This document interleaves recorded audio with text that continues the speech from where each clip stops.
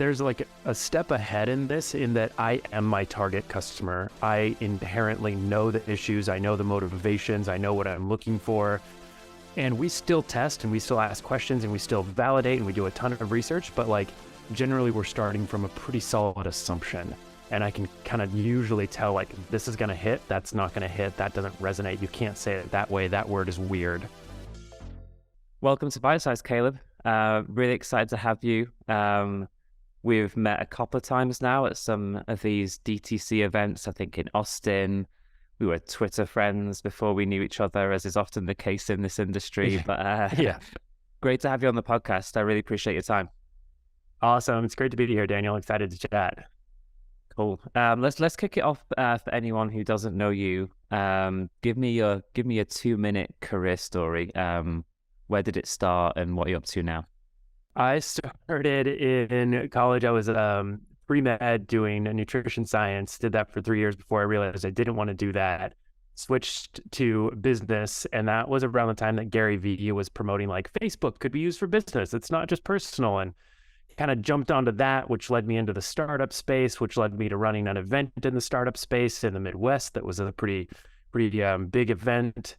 And then from there, kind of just kept getting involved in startups. I think early on, I recognized that like I didn't really want to climb a corporate ladder, and kind of like typically I'm a bit of a rule breaker-ish, if you want to call me that, or, something about startups was very attractive and something about corporate was very not. And so I was like, I want to go down that road, and ended up working in after events, doing some marketing, and then starting a couple of other small ventures, had a couple of small exits, and then started Haven in 2016. I think we had the idea, really started pursuing it around 2017 and kind of took off from there. Amazing. And lots of Haven on show. Good product promotion. Yeah, we got to hear. If you are watching this, it's all right there.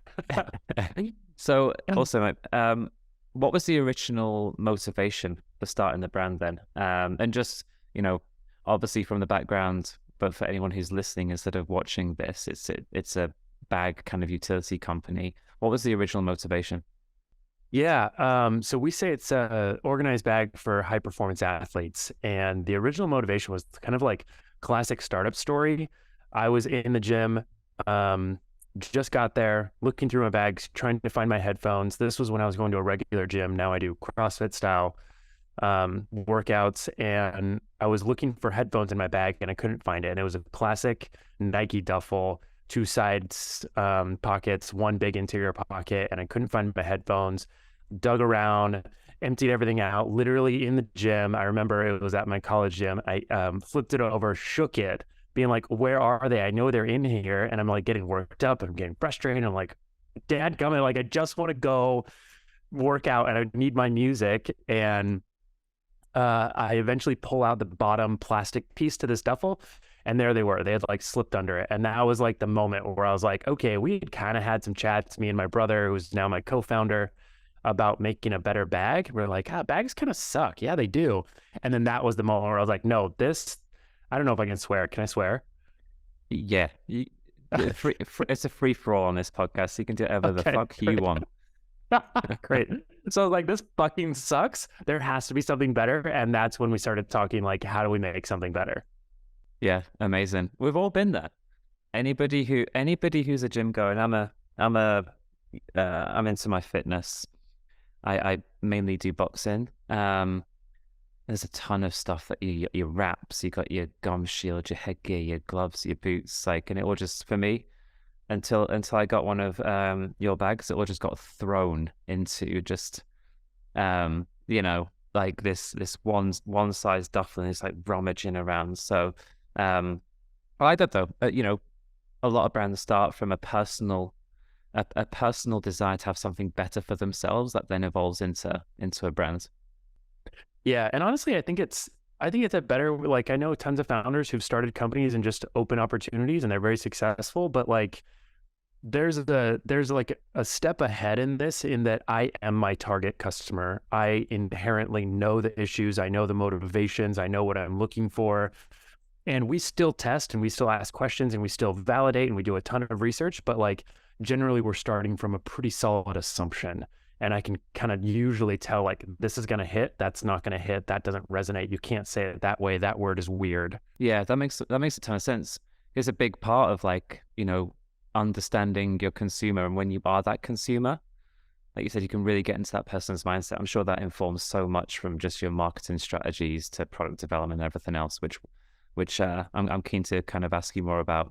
So you started 2017. You mentioned kind of like more focused. What were the biggest challenges that you've had, and how have those challenges changed from like early days to the challenges you're facing now? Yeah, man, what challenge have we not faced? Early days. So my background is, like I was saying, like marketing, tech. My brother is a physical therapist, and then we have a third co-founder, and his background is product design, digital. And me and him have actually built one of the startups that I was running and that we merged off. He helped do all the branding and all the product design and all of that. And so going into physical product development, all of us knew absolutely nothing.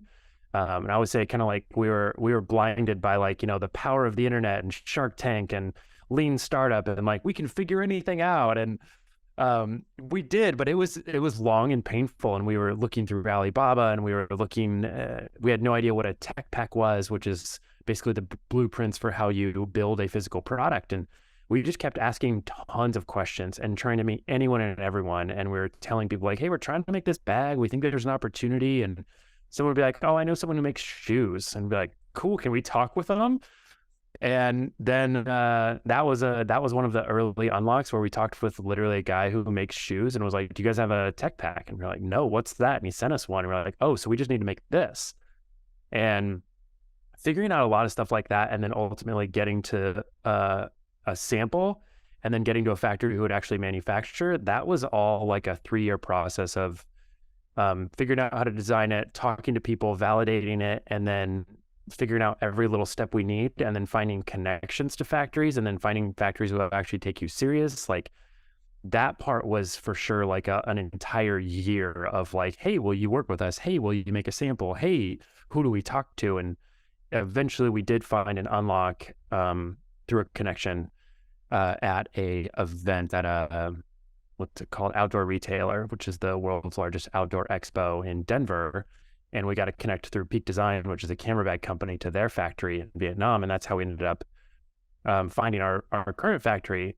But that early days, like just not knowing what we were doing in terms of making a product and then figuring out how to get it made, that was for sure the hardest challenge. So now where it feels a lot like focus and marketing is our biggest challenge right now. Like we have a great product, it's very validated. We have 6,000 happy customers. Marketing and then money. Like if I had way more money, I would build a lot more products and I would sell them to a lot more people and I would do a lot more marketing. Easy. Yeah, simple.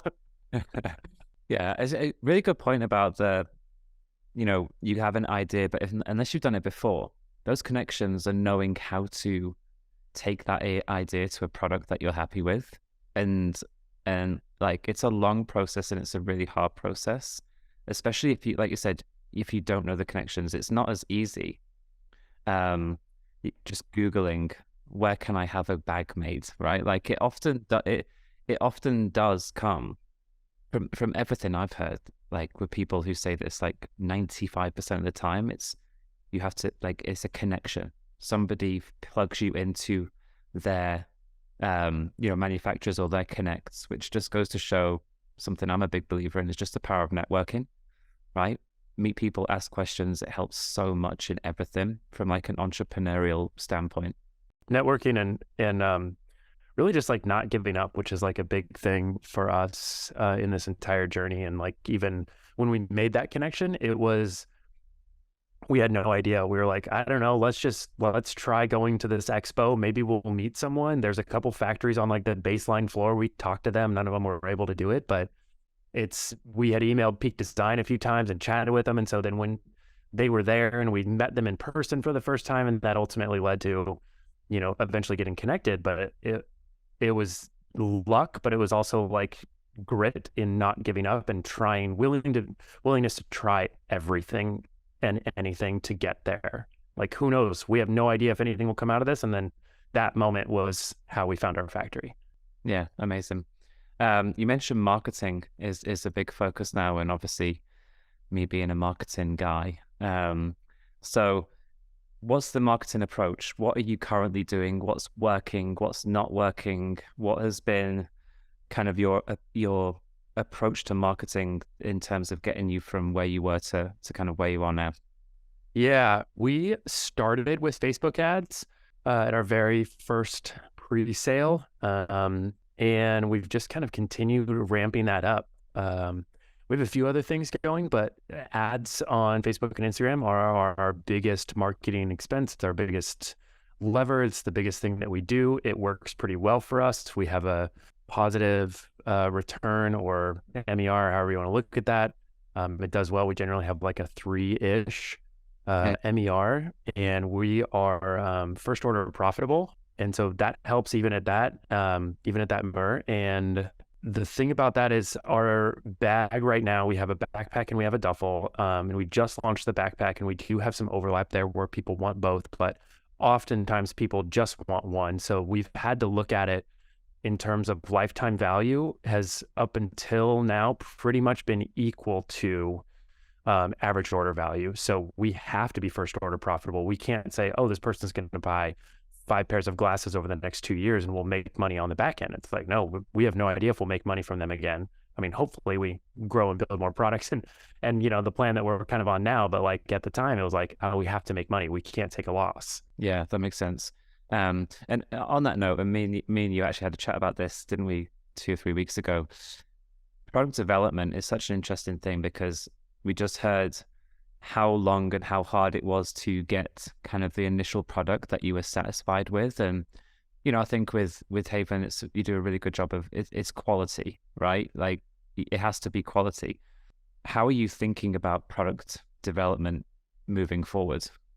Yeah, it's kind of hard because at this point we have anyone and everyone who wants the bag. So something that has like given us a lot of vision for the future is when someone buys a bag, usually the response we get is like, this is awesome. I'm so stoked to take it to the gym and organize my gym life. By the way, have you thought about making a bag for X? And X is like any other hobby that person is involved in. And at this point, we've heard everything. We have someone in Australia who had someone ship them a bag for his skydiving gear. And I was like, that's a new one. That's the only time I've heard that, but I was like, that's wild. But it kind of just goes to the idea that like people want to be organized. And as we look at growing from where we're at now with 4 SKUs, we have 2 sizes of the duffel, we have 2 sizes of the backpack, large and small. We call everything that, like it's a large backpack, it's a small backpack, no fancy names. Like let's clear as kind here. And as we look at going beyond this, there's a couple of ways that we think about it. One is it's a high price product. Both the larges are $300 and then slightly less for the duffel and the smaller backpack. And so we want to find a way to get people into our funnel, into our ecosystem at a lower price point. Because what we usually find is, like you mentioned, it's a well-designed product. It's super high quality. We use the best materials we could find. That's also partly why it's so expensive, is it actually costs us a ton of money to make. And in that is like product marketing, the fact that it's a high quality product and people resonate with it and they're really happy. And so usually when they get it, they feel it, they touch it, they see it in real life, they're sold on the dot. And so having a high priced product, $300, people might not be quite sold online. So if we can, this is the thesis, if we can get them a $100 product, like maybe a sling bag or a fanny pack, and they get it and they're like, oh, Haven makes high quality products. Now I'm ready to go spend $300 on one of those big bags at some point.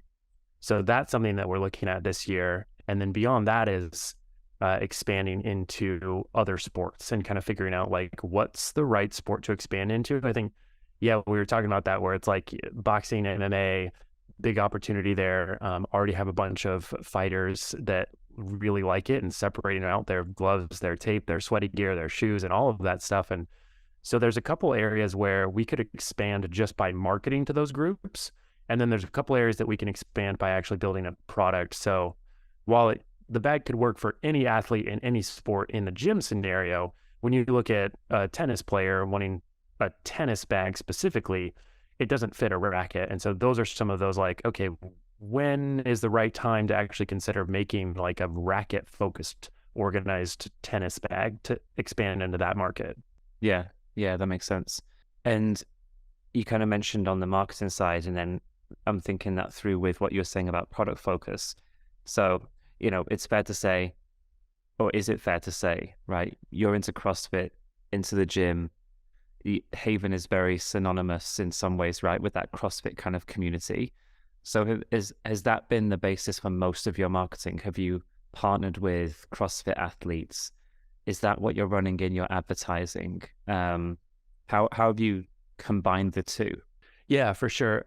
Because I'm a CrossFitter and shortly after that initial moment in the gym back in like 2016, 2017, I switched over to CrossFit and then I started getting more gear. And now I have a boatload of CrossFit gear. And I'm like, this is normal. Like CrossFitters often buy a lot of gear because we do a lot of, from gymnastics to Olympic lifting to everything else in the gym. It's nice to have gear to support what you're doing, whether that's recovery or performance. And so because of that, that's kind of how we designed the product, someone asked this question the other day and I was like, oh, that's kind of unique. I guess a lot of people outsource design. I was like, no, like we designed it, like pen and paper. We have drawings of us putting together both the backpack and the duffel because we're like, what makes sense? Like what gear do we have? How do we want it to be stored? And then tried iterations of that and then samples and all that kind of stuff. But because of that CrossFit focus, that's where we've stayed with our marketing, with photography, with advertisements. You can't say the word CrossFit because it's trademarked, and they will send you a letter asking you not to say it if you're plastering it ever, like for CrossFit, unless you're an official partner. But you can take pictures of people in a CrossFit gym, and the implication is there, and people get it. And I think that also kind of aligns a bit too with a lot of other athletes, because even if you're in a CrossFit gym and you're showing someone doing like an Olympic move, like a clean and jerk, a lot of athletes also train very similarly, where they're doing Olympic lifting, powerful barbell moves, like all football players do clean and jerks and squats and stuff like that. And then also like the high intensity component of CrossFit has a nice crossover as well, because again, a lot of athletes will do high intensity forms of sprint workouts or just like quick short bits or just really intense athletics. Yeah, that makes sense. I've got a completely random question. I'm not a CrossFitter at all. Although I will say, I do circuit training when it comes to weights, which is kind of CrossFit-y, but I do proper pull-ups though. A little bit. I don't do these silly kipping pull-ups. I've got the back strength for it. Yeah. What is a WOD? Workout of the day. Okay. Okay. There's a whole language that goes with CrossFit. There's a couple of friends who like post their workouts. I'm like, I don't know what any of this means. Yeah. Maybe we'll have to get together and we can do a CrossFit workout, and then you can come boxing with me. Yeah, that would be great. I would love to. At a different time. I'm always really fascinated by this because, the way the brand's origins, but undoubtedly, and you've already mentioned you're thinking about it. Okay, well, there's a CrossFit piece, which is but how do we replicate our success into other verticals of sports, right? And it's like a common thing with brands that we work with and I talk to all the time is, having a really solid understanding of who your consumer is, but then not also having such a broad, well, it's just everyone, right? Like I think of like, a fashion brand. Well, everyone wears clothes, so everyone's our potential consumer. Well, not really. Or like a food brand. Well, everyone eats, so everyone is being like really specific. Well, who are the core consumer kind of demographics or avatars? And then what we've seen be really successful, which I think you've got a huge opportunity to replicate, not to dictate what your strategies would be because you're doing a great job, but then real specific creative landing page environments around it. I always come back to this example of a workout machine brand that we worked with. It was a $2,000 workout machine. And, prior to working with us, it was just like, here's the machine, right? But what we really broke down is we were like, well, it could be used by like the older generation because it's low impact. It's one of these vertical climbers. That's really good because if you're like, 55, 60 plus, maybe, you want that low impact cardio.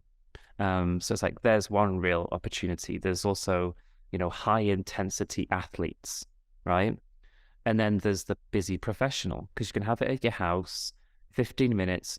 So you got these three very different consumers who care about different things. That dictates your creative positioning, your landing page positioning, versus just thinking, well, here's our product, here's all the cool features.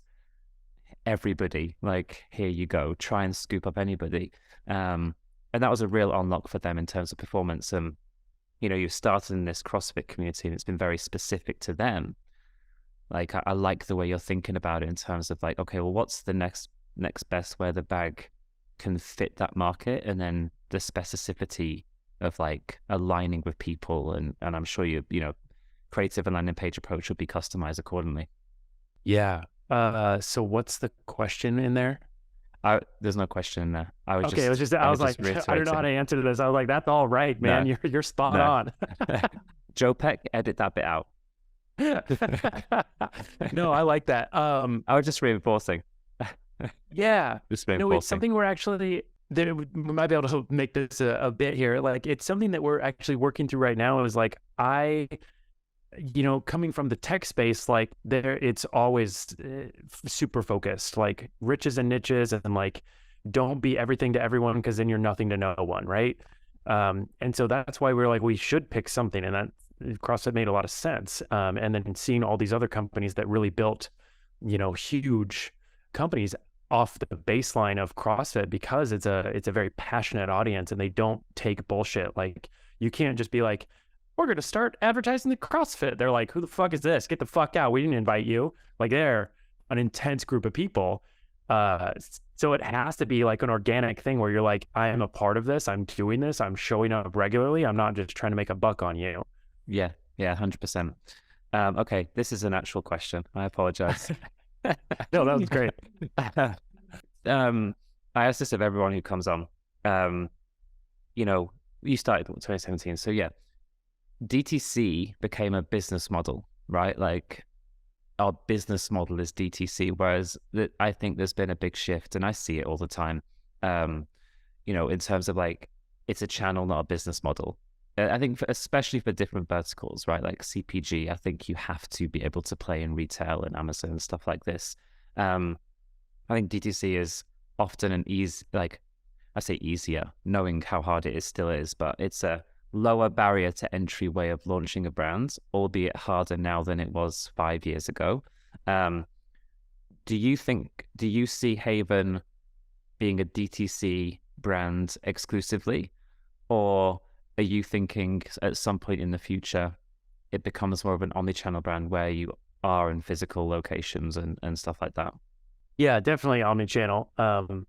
I agree. Like, it definitely was a little bit easier, and in 2017, give or take, or maybe even like 2010, to start something that was more just DTC. And it's still like a lower, in my mind, it still feels like a lower barrier to entry than like trying to like find your way into retail, which we're just starting to like tip our toe in there. And it's the same thing where it's like, we know nothing and we're trying to figure it out and like scale up super fast and be like, what do we need? Who do we talk to? How do we make this work? But also, like, I think it depends a bit on your product and like how much it catches. And early on was kind of difficult to explain our product to a lot of people. Like, we kind of got questions like, organized gym bag? Okay, man, like, good luck with that. And I'm like, no, there's something here. Like, so, and now it's like, okay, yeah, we sold like $1 million last year. Like, do you believe now what we're doing? Like, look at the people who are resonating, look at the 6,000 customers, look at what's happening. And it makes a lot more sense now. And I feel like we have a little bit more of a platform to go into retail and say, like, also CrossFit focus, I think, is now it's a lot more popular, but especially like, 6 years ago, it's like, you can't really go to a retailer and be like, CrossFit focus, Tia Claire Toomey and Matt Fraser. And they're like, who? and it's more popular now, but also we have these athletes in all these other sports where I can say like John Weeks of the Houston Texans, and we've got the pitcher for the LA Dodgers, and we've got the running back at the Seahawks, and we've got, you know, whoever, whatever, like this whole list of athletes where they have our bag, they love our bag. We could easily reach out to them and be like, hey, would you be interested in doing like some type of photo shoot or promotional thing? And then take that into retail and be like, look, this is kind of like, it's an interesting question along with the product and the focus and everything, because I think we might be at that point where it's time to start expanding beyond CrossFit and say like, yeah, CrossFit's our core. That's really how we designed it and made it. But what we're finding is every athlete, every kind of serious high performance athlete, professional athlete, whatever kind of bucket you want to put them in, they see it and they get it. Because often they're looking for that 1% improvement, focus, clarity, structure, efficiency, whatever it is, and it resonates. And so I think that's kind of the angle that we take this into retail with, is like, look, your favorite football player, your favorite baseball player, your favorite soccer player, whoever it is, loves this bag to work out in. Even though it might not be a very sport-specific bag, it still works for a lot of those. That's kind of a little bit about how we're thinking about moving into omni-channel. I don't know if that's fully correct because we haven't done it yet. Like I have literally the first conversation next week with like a sales company, but it seems to be the unlock from other brands, friends I have that are running, you know, $10 to $50 million companies that have a retail presence. It seems to be like the next step to kind of start unlocking that. Yeah, makes sense. Makes sense. Are you building in public? I know you post on Twitter. Are you on LinkedIn? Are you building your personal brand and building in public around Haven? Yeah, I would say at least to a certain extent. I publish like, you know, that's why I'm fine saying like what we've done in sales and like some of our strategies. Some of it as we grow, I'm starting to keep a little bit more close to the chest, but in general, I'm pretty open about it. I haven't posted on LinkedIn as much as I have on Twitter, and I found like a really just great and supportive community on Twitter, which is like one of the biggest reasons, in my opinion, to post there. Like we've found investors, we've found friends, we've found partnerships through posting on Twitter. And I mean, I think it's like the oldest form of marketing, right? Is like storytelling. And if you're building in public, you're storytelling. You're like, hey, like I'm a dude building this company and we're trying to figure it out. And sometimes I need help and sometimes I'm celebrating wins. And this is what we're doing, and getting people to kind of rally around that has been really cool and really like validating. Yeah, definitely. Yeah, I think it's so. I mean, I kind of know because I follow you on Twitter. Yeah, I don't see you on LinkedIn. I'm more on LinkedIn. I think it's different. Brand side, service side. Services on LinkedIn is better than Twitter. But you know, like I think it's really good that, you know, and you mentioned all the upsides of, because people will get behind it, not just the brand and the product, but you as a founder. Do you see what I mean? Like going through these steps. So I think that's really cool. Dude, I'm trying to keep these bite-sized, although I'm realizing with everyone I talk to, I could go on for an hour and a half. So I really Maybe appreciate your split time. into like 2 bite-sized, like part 1, part 2. Part 2 gets released in like 6 months. Appetizer and main course or something like that. Yeah. But really appreciate you coming on. Like I said, it's been great to meet you over these last couple of months and just kind of follow the journey. And I think you got a great product. Love the way you're kind of thinking through things as well. Let's end on one thing. What are you most excited about in 2023? Holy cow, what am I most excited about? So whenever someone asks me something like, what's your favorite? I have this generic line. I say, I don't pick favorites. I pick groups of things that I like. But 2023 for me, it just feels like our year. Like we had a banner year last year. We grew 5 times. We're ramping up this year. We've got a new product, whether we end up solidifying this big partnership we're working on or not. There's so many opportunities in front of us as we're gaining steam, as we're like kind of building off of this foundation from the last couple of years of all of the work that we've put into it and connections. And it just, like, I just have this feeling in my soul of like, it's like, now is the time. And it's like, it's starting to happen. And like some of these dominoes are tipping in like fundraising and connection and partnerships and product growth and people we're working with and the support that we're getting, which just like regularly feels like kind of wild. And I'll like look around and be like, why do all of these people like believe in us and believe in me? And and it feels really cool. So like, I don't know if that's like one thing or a lot of things, but in general, it's like this kind of vibe of like, man, there's momentum. Yeah, that would be a really great way to put that. Awesome. Thank you so much, bro. Appreciate your time. Yeah, I appreciate you too.